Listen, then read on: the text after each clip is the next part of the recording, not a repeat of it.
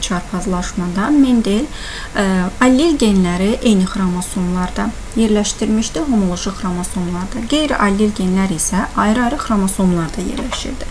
Yəni, allel genlər, tutaq ki, böyük A, kiçik A-dır, qeyri-allel A ilə B qeyri-allel genlərdir. Bunlar isə ayrı bir xromosom üzərində yerləşirdi. Mendelin apardığı təcrübələrdə hər bir əlamət ayrı xromosom üzərində yerləşirdi. Lakin həm allel, həm də qeyri-allel genlər ayrı xromosomlarda yerləşdiyi kimi, bəzən onlar eyni xromosom üzərində də yerləşə bilirlər. Məsələn, böyük A, böyük B, kiçik A, kiçik B. Bu zaman həmin bu genlər, xromosomlarda olan genlər nəslə ilişikli surətdə ötürülür. Yəni, bunlar qamet əmələ gətirəndə hər biri bir xromosomdur. Qametə bunlar qeyri-allel genlər homoloji xromosomlar ayrılanda qamet əmələ gəlmə prosesində hərəsi bir qametə düşür. Bunu da öyrənən alim Morgan olmuşdu. Deməli, Morgan ilişiklik qanununu elmə gətirdi və o drozofil milçəyindən təcrübə obyekti kimi istifadə etdi. Drozofil milçəyindən niyə istifadə etdi? Çünki drozofil milçəyinin xromosom sayı az idi. 2n bərabər idi 8-ə. Həm də fenotipcə bir-birindən fərqlənən formaları çox idi. Laboratoriya şəraitində çox tez nəsil verirdilər. Deməli, biz dedik ki, allel genlər, qeyri-allel genlər həm eyni xromosom üzərində yerləşə bilər, həm də müxtəlif xromosomlar üzərində yerləşə bilər. Əgər eyni xromosom üzərində yerləşirsə, bu Morgan qanunlarına uyğundur. Ayrı xromosomlar üzərində yerləşirsə, bu Mendel qanunlarına uyğundur. İndi gəlin baxaq, bu təcrübələrdə nələr oldu? Deməli, ilk öncə boz bədən normal qanadlı homozigot bir fərd götürdü. Bitki, drozofil milçəyi götürdü. Drozofil milçəyini qara bədən rudiment qanadla çarpazlaşdırdı. Alınan nəsildə F1 nəslində alınan fərd eyni ilə Mendelin qanunları kimi valideynin eynisi oldu. Yəni, eyni şəkillik qanunu üzə çıxdı. Bunu burada yazaq. Deməli, götürdüyü hər iki əlamətə görə homozigot idi. Böyük A, böyük A, böyük B, böyük B. Bu, ancaq bir tipdə qamet hazırlayacaq. Böyük A, böyük B qameti. Və çarpazlaşdırdı bunu. Kiçik A, kiçik A, kiçik B, kiçik B. Bu da yalnız bir tip qamet hazırlayacaq. Kiçik A, kiçik B qameti. Bu qametlərin birləşməsindən alındı böyük A, qarşısında kiçik A, böyük B, kiçik B. Deməli, dominant əlamətlər, bu böyük hərflər dominant əlaməti göstərinə görə bu boz bədən normal qanadlı idi, bu da qara bədən rudiment qanadlı idi. Deməli, alınan fərd oldu boz bədən normal qanadlı, yəni Mendelin eyni şəkillik qanununda kimi. Sonra həmin alim resesiv əlamətin üzə çıxması üçün həmin bu analiz edici çarpazlaşma apardı. Yəni, bu heterozigot fərdi yenidən boz bədən, qara bədən, rudiment qanadlı fərdlə çarpazlaşdırdı. Və bu zaman burada nəsildə Mendel qanunlarına uyğun olaraq birin bir nisbətində, yəni 25% hər bir fərddən 25% olmaqla nisbət əmələ gəlməli idi. Lakin bu belə olmadı. Niyə belə olmadı? İndi baxaq. Deməli, bu fərd qamet əmələ gətirəndə normal ilişikliklə, yəni ilişikli surətdə böyük A, böyük B genləri, yəni qeyri-allel genlər eyni bir xromosomda yerləşdi. Digəri kiçik A, kiçik B genləri də bir xromosomda yerləşdi. Bunlar baş verdi ilişiklik nəticəsində alınan qametlərdir. Digər tərəfdən meyoz prosesində, meyozun profazasında konjugasiya prosesindən sonra crossover baş verdi. Yəni, xromosomlar ayaqlarını dəyişdirdilər. Tutaq ki, bu bir xromosomdur. Burada məsələn A geni var, burada B-dir, burada A-dır, burada da B-dir. Bunlar ayaqlarını bir-biri ilə dəyişdirdilər. O zaman böyük A, kiçik B və bu hissədə də kiçik A, böyük B alındı. Crossingover getdikdən sonra və bu canlı, boz bədən, normal qanadlı 4 tip qamet hazırladı. İkisi ilişikli, ikisi isə crossingoverlə alınan qamet. Bu qametlərlə normal halda olan qara bədən, rudiment qanadlı fərd, bu yalnız normalda bir tip qamet verir. Yəni, kiçik A, kiçik B qametini. Bunlarla çarpazlaşdırdı. İndi gəlin, baxaq, alınan çarpazlaşmaya. Çarpazlaşma nəticəsində alındı 41% boz bədən, normal qanad, 41% qara bədən, rudiment qanad, sonra alındı 8,5% qara bədən, normal qanad və boz bədən, rudiment qanadda 8,5. Baxıb gördü ki, bu 100%lik nisbətdən Mendel qanunlarına uyğun olmadı. Yəni, onun təsəvvürünə görə alınmalıydı 25% boz bədən, rudiment qanad, 25% qara bədən, normal qanad, 25% qara bədən, rudiment və 25%-dən alınmalıydı hər birindən. Lakin faiz nisbətləri fərqli oldu və bunu araşdıran alim anladı ki, deməli, meyoz prosesində Crossingover hadisəsinin baş verməsi ilə qametlərdə fərqlilik yarandığına görə 17% yeni bir fenotip üzə çıxdı. Bu da Crossingoverin baş verməsi ilə əlaqədardır. Baxın, burada xronoloji xromosomlar verilib. Xromosomların üzərində də qeyri-allel və allel genlər göstərilir. Bunlar bir-birinin ayaqlarını dəyişirlər və Crossingover getmiş xromosom artıq bu tipdə olur. İndi bəzən olur ki, bizdə belə bir cədvəl verir testlərdə. Bunlar haqqında Crossingoverin və ilişikli olmanı soruşur. Ümumiyyətlə, yadda saxlayırıq ki, genlər xromosom üzərində bir neçə gen ola bilər. Məsələn, qeyri-allel gen B, C, D. Və bu xromosom üzərindəki genlərin arasında məsafə nə qədər qeyri-homoloji genlər xromosomlar arasında, qeyri-allel genlər arasında məsafə nə qədər çoxdursa, onlar arasında Crossingover daha çox baş verir. Ancaq yaxın məsafəli genlər arasında ilişiklik daha güclüdür. Tutaq ki, bu A və B geni bir-birinə daha yaxın olduğuna görə bir-birinə daha möhkəm bağlanıblar və A hansısa qametə düşəndə ilişiklik artır. B-ni də özü ilə çəkib aparır. Amma Crossingoverdə bunun əksidir. Məsafə, genlər arasında məsafə artdıqca Crossingover ehtimalı da artır. Homoloji bu xromosomlarda. İndi baxaq ki, drozofil milçəyində alınan bu 17% dedik ki, yeni bir fenotip əmələ gəldi, 83% isə ilişiklik nəticəsində alındı. Stogenetik xromosomların öyrənilməsində Morgan və əməkdaşları çalışdı və hər bir bitkenin, belə deyək də, gen xəritəsini tərtib elədilər. Onlara görə müxtəlif genlər eyni xromosomda yerləşə bilər. Hər bir xromosom ilişikli gen qrupunu təmsil edir. Yadda saxlayaq ki, ilişikli gen qruplarının sayı haploid xromosom dəstinə sayına bərabərdir və yaxud qamet sayına eynisidir. Hər bir canlıda, məsələn, insanın diploid dəsti 2n bərabərdir 46, qametində 23 xromosom var. Deməli, bu insanın ilişikli gen qruplarının sayı 23-dür. Sonra hər bir gen xromosomda, lokusda müəyyən bir yer tutur. Homoloji xromosomlar arasında allel gen mübadiləsi gedir. Xromosomda genlər arasında məsafə, onların arasındakı Crossingover sayına düz mütənasibdir. Qrafik çəksək, əgər məsafə artarsa, xromosomlar arasında, genlər arasında məsafə artarsa, Crossingover də artar, yəni düz mütənasib olacaq. İndi bizə burada xəritə verib, pomidor bitkisinin gen xəritəsi verib. Gen xəritəsinə baxdıqda görərik ki, normal yarpaq dominant əlamətdir, nekrotik yarpaq üzərində. Sadə çiçək qrupu, mürəkkəb çiçək qrupu üzərində, sonra yumru meyvə, şiş uclu meyvə, Bu sol tərəfdəkilər sağ tərəfdəki əlamətlər üzərində dominantdır.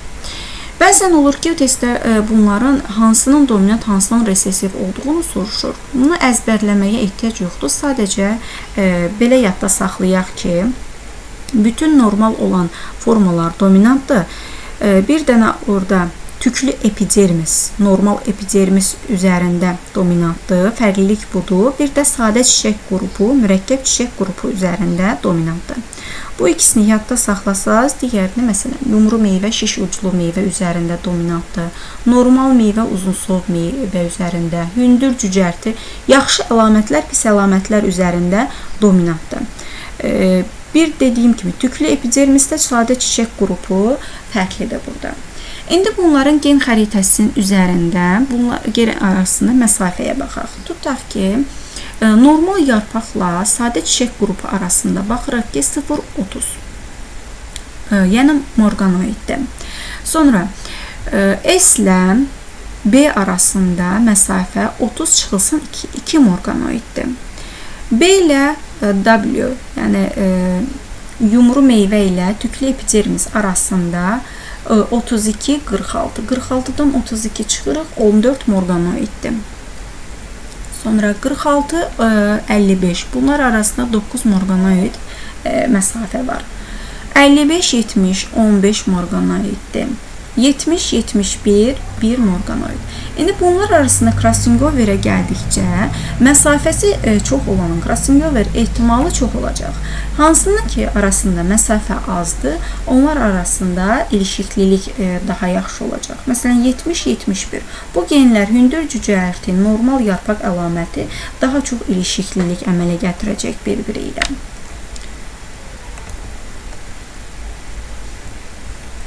İndi ilişikliklə bağlı bir neçə məsələ ilə üzərində qamet əmələ gəlmə prosesi haqqında hesablama aparaq, daha da yadda qalan olsun. Tutaq ki, bizə verib hər hansı bir qametlərin genlərini yazaq.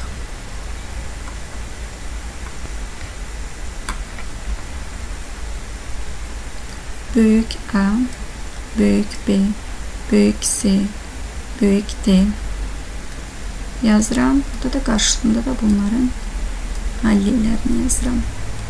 D. Bunlar, məsələn, ilişiklik nəticəsində yalnız iki tip qamet. Bu bir qametə düşəcək, bu da bir qametə düşəcək. Hazırlayacaq. Olacaq böyük A, böyük B, böyük C, böyük D. Digərində də olacaq kiçik A, kiçik B, kiçik C, kiçik D qameti. İndi Krassingover gedəndə isə bunlar arasında qametin sayı çoxalacaq. Məsələn, yazırıq böyük A, böyük B. Kiçik A, kiçik B. İlişiklik nəticəsində əmələ gətirəcək böyük A, böyük B. Bir dənə də əmələ gətirəcək kiçik A, kiçik B. Krassingover gedəndə bu xromosomlar yerlərini, xromosomlarda olan genlər yerlərini dəyişəcək. Olacaq böyük A, kiçik B, kiçik A, böyük B. Bu ayrı bir qametdir, bu ayrı bir qamet. O zaman 4 tip qamet yaranacaq. Və bu qametləri əmələ gələndə necə hesablayırıq? Heterozigotların sayı kimi. Krassingover varsa əgər 2 üstü n kimi hesablayırıq qamet sayını. Burada 2 üstü 2-dən 4 tip qamet alındı. İndi baxaq. 1, 2, 3, 4. Doğrudan da 4 tip qamet alındı. 4 tip. Amma bizdən ilişiklik nəticəsində əmələ gələn qamet sayını soruşursa, mütləq 2 olacaq. 1, 2. Hər bir xətt elə bil ki, bir xromosomdur. Bir xromosomda olan genlərdən. Və yaxud belə bir yazaq. Böyük A, böyük, kiçik A, böyük B, kiçik B, böyük C, kiçik C, böyük D, kiçik D. Bu ilişiklik nəticəsində 2 tip qamet verəcək. Ancaq Krassingover varsa, heterozigotların sayı qədər qamet olacaq. Deməli, 1, 2, 3, 4 heterozigot var. O zaman 2 üstü 4-dən 16 tip qamet verəcək bu genotip. və bunun ikisi ilişiklilik nəticəsində, yerdə qalan 14 isə crossover nəticəsində əmələ gələcək.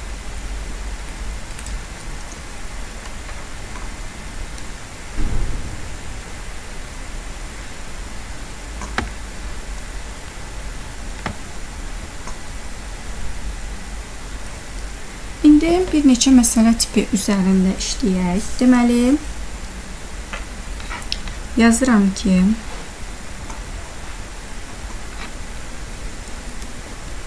məsələn, böyük A, kiçik A, böyük B, kiçik B, böyük C, kiçik C, böyük D, kiçik D. Çarpazlaşdırıram. Böyük Y də yazaq. Böyük Y, kiçik Y. Çarpazlaşdırıram. Böyük A, kiçik A, böyük B, kiçik B,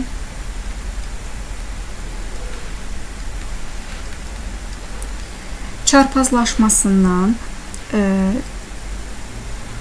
natamam dominantlıqdan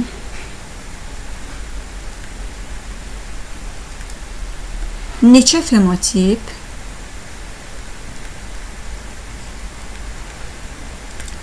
və genotip alınır. Burada ilişiklidir genlər. İlişikli olanda deməli bu böyük C, böyük D, böyük Y qaməti verəcək. Digər qametdə kiçik A, kiçik B, kiçik C, kiçik D, kiçik Y qaməti verəcək. Yəni ilişiklik nəticəsində bu iki tip qamet verəcək. Digəri də yenə iki tip qamet verəcək. Böyük A, böyük B, böyük C, böyük D, böyük Y. Kiçik A, kiçik B, kiçik C, kiçik D, kiçik Y. Bunları çarpazlaşdıranda monohibrid kimi də gətirə bilərik monohibrid çarpazlaşmaya. Belə olacaq. Deməli, böyük A, böyük B, böyük C. Bir dəfə bunu bundan çarpazlaşdırırıq.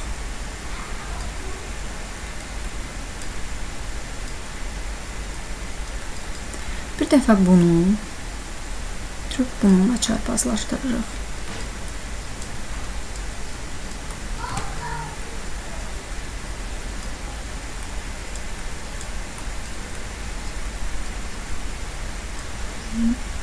Sonra bunu bununla çarpazlaşdırırıq.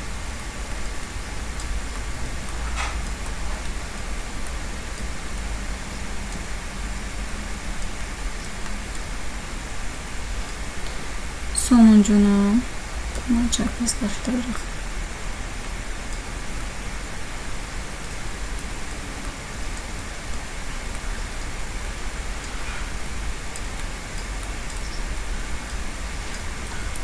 İndi baxaq.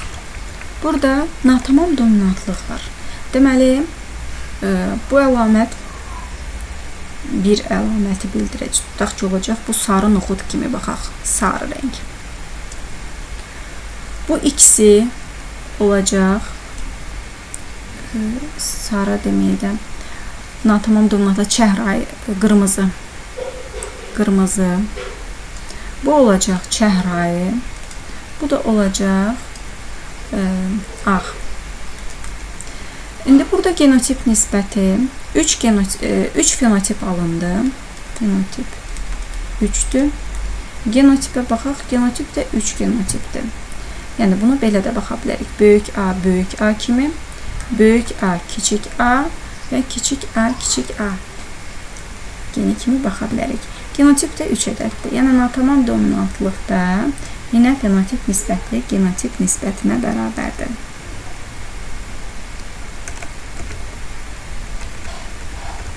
Sonra digər başqa bir tip məsələ ilə baxaq. Bəzən olur ki, məsafə bizdən deyir ki, belə bir test tapşırıqlar olur. Məsələn, verir böyük A, böyük B. Bu bir xromosomdur. Digəri böyük kiçik A, kiçik B. Sonra böyük D, bu da kiçik D. Və deyir ki, genotipi verilmiş hüceyrədən kiçik A, böyük B, böyük D qametinin əmələ gəlmə ehtimalı 6%-dir. böyük A, böyük B, kiçik D-nin əmələ gəlmə faizini soruşur, ehtimalını. Baxırıq ki, böyük A, böyük B, kiçik D. Bu ilişiklik nəticəsində əmələ gəlir. Ancaq kiçik A, böyük B crossover olarsa bu qamet əmələ gələr. Deməli, ilk öncə bunun neçə tip qamet hazırladığına baxaq. Burada ilişiklik nəticəsində 4 qamet hazırlanacaq. Olacaq böyük A, böyük B, böyük D, böyük A, böyük B, kiçik D, kiçik A, kiçik B, böyük D, kiçik A, kiçik B, kiçik D. Bunlar ilişiklidir. İndi gəlin crossoverə baxaq. Deməli, crossoverlə alınan qametlər olacaq. Böyük A, kiçik B, böyük D, böyük A, kiçik B, böyük D, böyük A, kiçik B, bir dəfə də kiçik D ilə yazacaq. Kiçik D. Sonra kiçik A, böyük B, kiçik D, kiçik A, böyük B, kiçik D, kiçik A, böyük B, böyük D. Crossoverlə də 4 tip qamet verdi bu genotip. Və bizdən indi deyir ki, kiçik A, böyük B, böyük D. Bu qamet 6%-dir. Deməli, crossoverlə əmələ gəldiyinə görə digərləri də 6% olub. Bu da 6%-dir. Bu da 6%-dir. Digəri də 6%-dir. Əmələ gələn 100%-dən çıxacaq 6, 6, bunları da toplayana 24%. 76% qalacaq yerdən. Yəni 76% bu ilişikliklə alınan qametlərdir. Neçəsi alınıb? 4 ədədi. 1, 2, 3, 4. İndi biz 76-nı bu 4 qamet arasında böləndə cavabımız hesablayanda 19% edəcək. Deməli, böyük A, böyük B, kiçik D qametinin əmələ gəlmə ehtimalı 19% imiş. Və yaxud digər başqa bir misal üzərində deyək. Bizə verib böyük A, böyük B, kiçik A, kiçik B. Bunu çarpazlaşdırırıq. Kiçik A, kiçik B, kiçik A, kiçik B ilə. Erkək fərddə 16% crossover baş verib. Tutaq ki, bu olsun erkək fərd, bu olsun dişi fərd. Dişinin belə işarə edirik. Və yazırıq ki, erkək fərddə 16% crossover baş verib. Və bizdən deyir ki, nəsildə alınan 250 fərd alınıb. Fərddən neçəsi böyük A, kiçik A, böyük B, kiçik B genotipli olar. İndi bunun verdiyi qametlərə baxırıq. Bu crossover hadisəsi baş verdiyinə görə 4 tip qamet verəcək. İlk öncə ilişiklik nəticəsində alınan qametləri yazırıq. Bunlar ilişiklidir.